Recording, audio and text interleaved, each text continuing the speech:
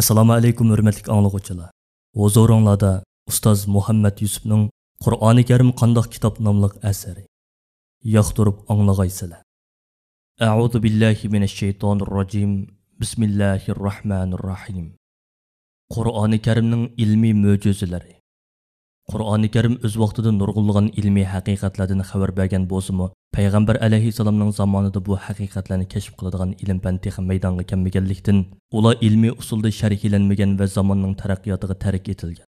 Qur'oni Karimning ilmiy haqiqatlardan xabar bergan mo'jizalari intayin ko'p bo'lib, uning dalillaridan ba'zi tuvandikicha. Birinchidan tabiiy fan dalillari. Birinchi, shamol va bulutlarning qo'zg'alishi. Bulutlarning gülünüşü bulutlarni borliqqa keltiradigan va ularni harakatlantiradigan shamollarning sababi bilan bo'ladi. Tadqiqotchi olimlar shamollarning dengiz yuziga ko'tarilgan suv parlarini yuqoriga ko'tarib, bulut hosil qiladiganligi. Shundaqli shamolning chang to'zonlarni va bir qism tuproq donchilarini yuqoriga ko'taradiganligini bayqadi. Ular yana shamollar ko'tarib yuqoriga ip chiqqan chang to'zon, tuproq donchilari, o'simlik urug'chilari va tuman qatorliq dengizdan ko'tarilgan suv parlariga aralashtirib yetadiganligini va bu donchilarning atrofini suv parlar o'rab asta-asta cho'ngish natijasida eg'ir bulut parchalarining borliqqa keladiganligini to'nib yetdi. Qur'oni Karim bulutning shamollar orqali qo'zg'aladiganligini bayon qilib mundoq deydi. Alloh shamollarni avatib bulutni qo'g'daydi. Ondan uni osmonda xolig'inicha tarqitadi. Sura Rum 47-oyat. Qur'on yana shamollarning suv parlarini haydaydiganligini, ondan uningdan eg'ir bulut hosil bo'lib, uningdan yomg'ir tomchilari tushadiganligini bayon qiladi. Biz yomg'irni haydaydigan shamollarni avatdik. Biz bulutdan yomg'ir yog'dirib, sizlarni sug'ardik. Sizlar hargiz uni saqlashga qodir emassizlar. Sura Hijr 22-oyat. Ikkinchi, osmon jismlarining aslida tuman ekanligi. Kishilar osmon jismlarining aslida tuman ekanligini bilmaydi. Tadqiqotchilar zamonimizdagi ilm fanning soyasida osmon jismlaridagi qoldiq tutun moddalarini va ulardan yangi planetlarning tarkib bo'layotganligini ko'rdi va osmon jismlarining aslida tuman ekanligini bayqadi.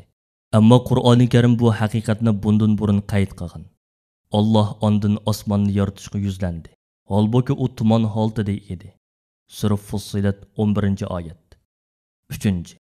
Oy nurining o'chirilganligi.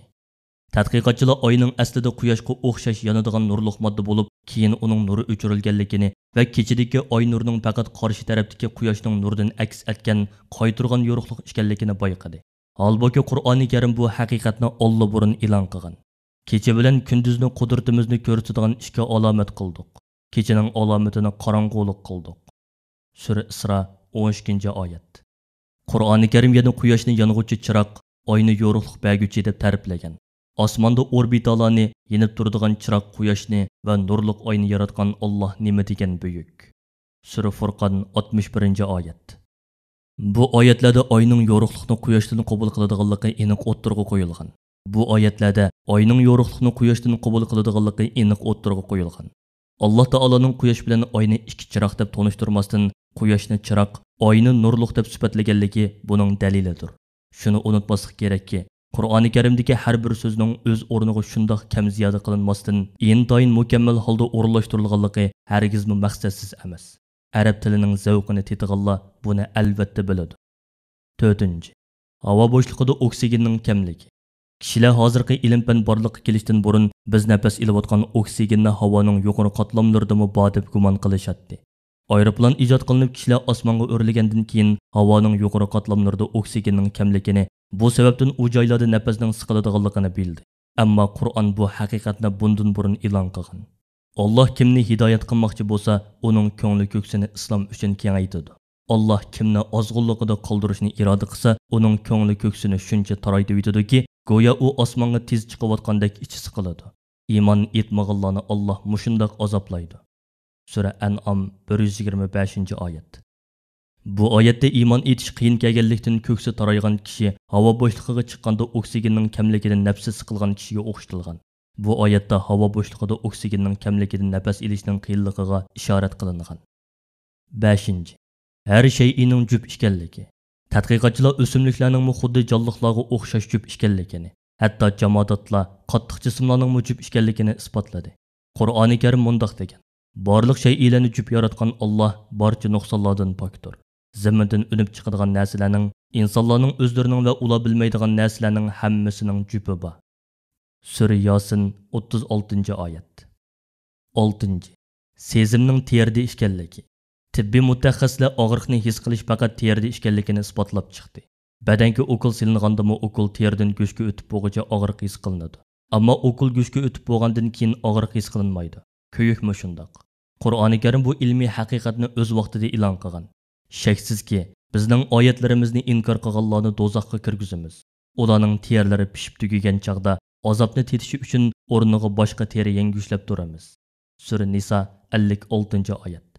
Chunki teri kuyib bo'lsa, azob his qilinmaydi. Şoňa teri yengilib turgandala azob davom qila oladi. 7. Dengizning ichki to'lqinlari. Kishilar dengizlarning suv usti to'lqinlaridan boshqa ichki to'lqinlarning mubolig'ini bilmaydi. Shundaqla suv usti to'lqinlarining yuqoridan tushgan yo'riqlikni to'sib olib, suv tagida qorong'ulik paydo qiladiganligini bilmaydi. Hozirgi fan texnika buni isbotladi. Ammo Qur'on eng avval buni isbotlagan edi. Yoki ularning yaxshi deb o'ylagan amallari qatma-qat to'lqinlar va to'lqinlarning ustidagi qora bulutlar qoplab turgan cho'nqur dengizdagi qorong'ulikqa o'xshaydi. Sura Nur 40-oyat. 8. Tog'larning qo'ziq ekanligi. Arxeologlar tog'larning yer ostidagi qismi yer ustidagi qismi bilan o'xshash bo'lib, xuddi qiqilgan qo'ziqqa o'xshaydiganligini, uning yer tavrashning oldini olish yoki yer tavrashni ojizlashtirishda muayyan rol o'ynaydiganligini o'ttirg'a qo'ymoqda. Qur'oni Karimda bundoq deyilgan: Zaminning tavrab ketmasligi uchun tog'larni qo'ziq qilmadikmi? Sura Naba 7-oyat. Yer tavrab ularning xotirjamsiz bo'lmasligi uchun biz zaminda tog'larni yaratdik. Sura Anbiya 31-oyat. Qur'oni Karimda Alloh taolo mundoq deydi: Biz oy uchun oylanadigan manzillarni belgiladik. U oxirida xurmoning qurib qolgan shixiga o'xshash inchiki bo'lib qoladi. Kunning oyga yetib olishi, kechining kunduzning oldiga o'tib ketishi mumkin emas. Har biri ayrim bir orbitida uzib turadi. Sura Yosin 39-40-oyatlar. Biz yashayotgan yer sharining o'rni Quyoshdan 93 million mil yiroqlikda bo'lib, u o'z o'qida 24 soatda bir qitim aylanadi va Quyoshning atrofini 365 kunda bir qitim aylanib bo'ladi. Zamin shar shakllik bo'lib, uning 1 soatlik aylanishi 1000 mil, ya'ni 1500 kilometrdir. Uning Quyosh atrofidagi 1 soatlik aylanishi 65000 mildir. Agar yer shari o'zining hozirgi shakli va hajmidan cho'ng yoki kichik bo'lgan bo'lsa, zamindagi hayotlik boshqacha bo'lgan bo'ladi. Chunki yer sharining shakli bilan hajmi uning tezligi va aylanishiga munosibdir. Agar uning aylanish sur'ati 1 soatda 1000 mil bo'lmasdan, uningdan kam yoki ziyoda bo'lgan bo'lsa, yana hayotlik boshqacha bo'lgan bo'ladi. Masalan, uning aylanish sur'ati hozirgidan ziyoda bo'lib 100 ming mil bo'lgan bo'lsa, kunduzning uzunligi 120 soatga so'zilib ketib, ziroatlar kuyib ketgan va challiqlarmi halak bo'lgan bo'ladi. Agar kam bo'lib 100 mil bo'lgan bo'lsa, kunduzning vaqti oran 1 soat 20 minutga qisqarib ketib, ziroatlar pishmagan bo'ladi. Shuningdek, agar yer sharining Quyosh atrofidagi yillik aylanishi hozirgidan kam yoki ziyoda bo'lgan bo'lsa, dunyodagi 4 faslda jiddiy o'zgarish bo'lib, yomg'irning yig'ish nizomi buzilgan bo'ladi. Shundaqla agar yer sharining Quyosh bilan bo'lgan musofasi hozirgi miqdordan yaqin bo'lgan bo'lsa, yer sharidagi inson, hayvon, dal-daraxt, o'simlik va ziroat hammasi kuyib kul bo'lgan bo'ladi.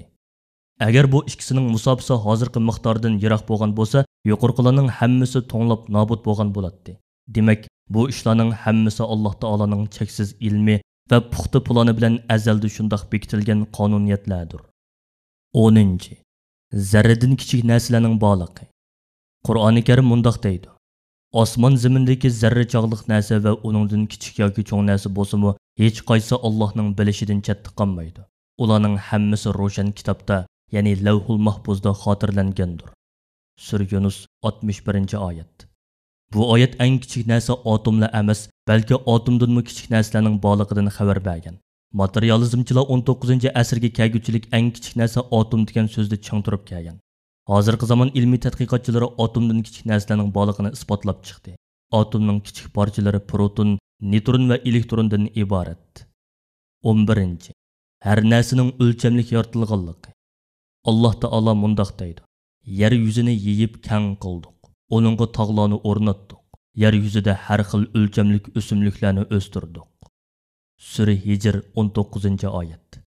Dunyodagi barliq mavjudotlarning hayoti uchun har narsa ma'lum miqdorda o'lchamlik bo'lishi kerak. Masalan, oksigenning miqdori 21% bo'lmay 50% bo'lgan bo'lsa, dunyodagi mavjudotlar eng kichik bir shamol bilan halok bo'lgan bo'ladi. Dunyodagi jonliqlar oksigendan nafas olish orqali hayot kechiradi. Ular oksigendan nafas olib, karbon oksidni sirtqa chiqaradi. Ziroatlar, o'simliklar va dal-daraxtlar karbondioksid oksidni sumirish orqali o'zlaridagi saf oksigenni sirtqa chiqaradi. Agar bu qonuniyat azaldan mushundoq o'rinlashtirilmagan bo'lsa edi, jonliqlar va jonsiz o'simliklar yashamagan bo'ladi. Bu oyatdagi o'lchamlik degan so'zning ma'nosi nisbatning barobarligi deganlikdir. Hozirgi zamon ximiya olimlari ziroatlardagi barliq moddalarning eng nozik o'lchamda tangponglashgan narsalardan murakkab bo'ladiganligini isbotlamoqda. 12. Barmoq izlarining o'xshash emasligi. Alloh taolo Qur'oni Karimda biz uning barmoqlarining uchini asliga keltira olamiz degan. Sura Qiyomat 4-oyat.